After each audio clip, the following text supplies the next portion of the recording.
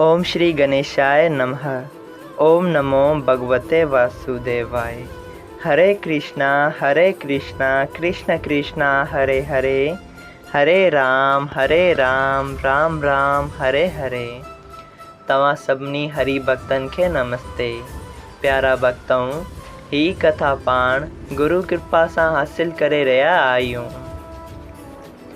श्री गणपति सरस्वती जो दरे ध्यान करियां थो मां भागवत महापुराण जो बयान, जंहिंमें व्यासदेव ऐं सुखदेव जी कयो आहे श्री कृष्ण लीला जो गुणगान। जय भागवत महापुराण। प्यारा भक्तों, कल कथा में पाण भगवान जे 20 अवतारन जा गुणगान कया। अचो त अज पाण भगवान जे 4 अवतारन जी कथा ॿुधी पाण खे तृप्त कयूं।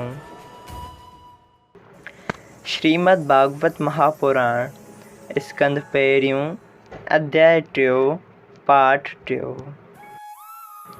21 अवतार हेग्रीव भगवान जो, जंहिंमें भगवान जो सारो बदन आदमीअ जो हो ऐं सिर घोड़े जो, जेको अवतार धारण करे भगवान ब्रह्मा जी खे वेदन जो ज्ञान ॾिनो। 22 अवतार हरीअ जो, जंहिं हाथीअ खे वाॻूअ खां बचायो। 23 अवतार बुध भगवान जो, जंहिंजे अवतार धारण करण जो सबब ही हो त हिक दफ़े जी ॻाल्हि आहे त दैतन पंहिंजे गुरु शुक्राचार्य खां पुछियो त देवताऊं सदाईं सुर्ग ते राज छो कंदा आहिनि ऐं असांखे सुर्ग जो राज छो कोन मिलंदो आहे। त उन्हनि जे गुरु शुक्राचार्य चयो त यज्ञ करण सां देवताउनि जो राज सदाईं बणियो रहंदो आहे। सो अमीं बि यज्ञ कयो। पोइ दैतन पंहिंजे गुरु शुक्राचार्य जे उपदेश सां देवलोक जे राज वास्ते यज्ञ करण शुरू कयो।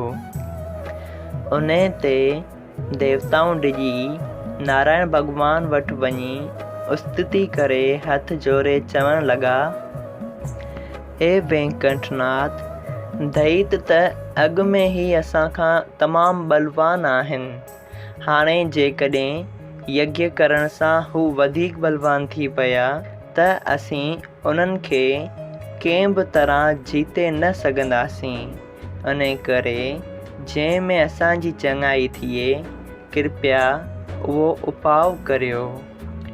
देवताउनि जी स्तुति ॿुधंदे ई आदि पुरुष भगवान बोध अवतार धारण कयो, जंहिंमें मेरा कपिड़ा पाए ॿारो हथ में खणी जिते दैतन यज्ञ थे कयो उते वञी पहुता। दैतन खेसि बोध अवतार जो आदर भाव करे पुछियो त तव्हांजे हथ में ही छा आहे।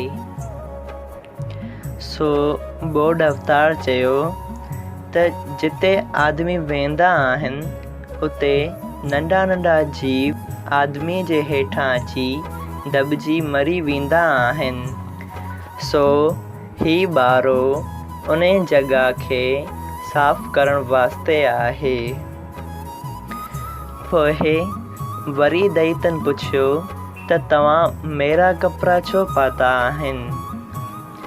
पोइ बोध जी चयो त कपिड़ा धोअण सां बि घणा ई जीव मरंदा आहिनि त उहो बि पाप आहे। इन करे मां मेरा कपिड़ा पाईंदो आहियां। बोध जीअ जूं इहे ॻाल्हियूं ॿुधी दैतन खे मन में सिंसो पैदा थियो, जंहिंजे करे दैतन जो चित यज्ञ करण खां हटी वियो ऐं उन्हनि पाण में चयो त यज्ञ करण सां जेकॾहिं जीव हत्या थींदी त असांखे यज्ञ करण जो फल न मिलंदो।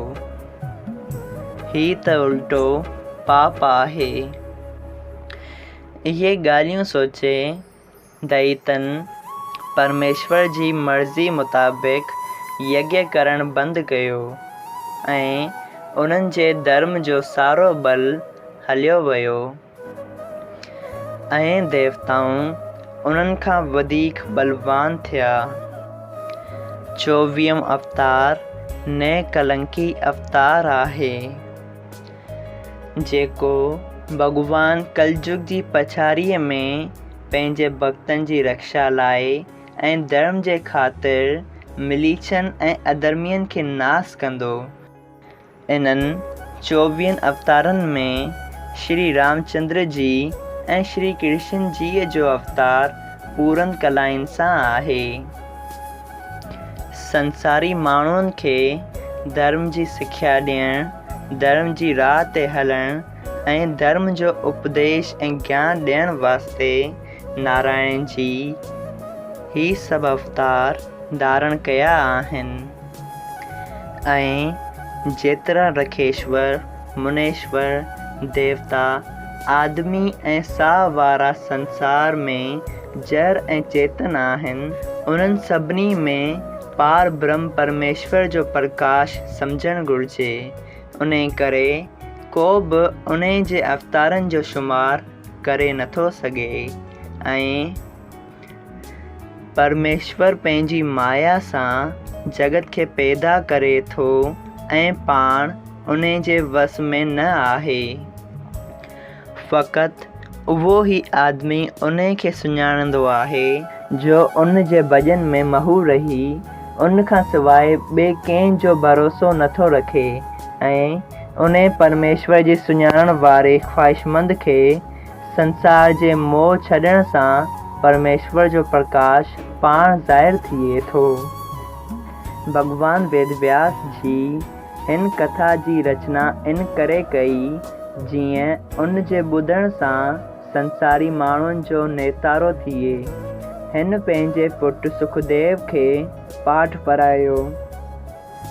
श्रीमद् भागवत महापुराण सभिनी वेदनि ऐं इतिहास जो भंडार आहे।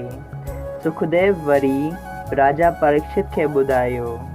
भॻवान श्री कृष्ण जे परम धाम पधारजण खां पोइ माण्हू कलयुग में अज्ञान सबबि अंधा थी रहिया हुआ। उन्हनि खे राह ॾेखारण लाइ भागवत रूपी जहाज़ पैदा थियो जंहिं जे पढ़ण सां सभु तरी पार पवंदा। श्री सूत जी चवनि था त जंहिं वक़्तु श्री सुखदेव जी हिन भागवत महापुराण साहिब जी कथा जो पाठ करे रहिया हुआ तंहिं वक़्तु मां बि उते हुअसि। उन करे जेके मूं ॿुधो सो तव्हांखे ॿुधायो अथमि। जय श्री भागवतम महापुराण। श्रीमद् भागवत महापुराण साहिब स्कंद पहिरियों अध्याय 3 भॻवान जे अवतारनि जी कथा संपूर्ण थी। जय श्री कृष्णा। अगरि तव्हां सभिनी हरि भक्तनि खे इन कथा मां लाभ हासिल थियो हुजे त कृपया इन कथा खे हरि भक्तनि सां शेयर कयो त उन्हनि जो भलो थिए। जय सिया राम। राधे राधे।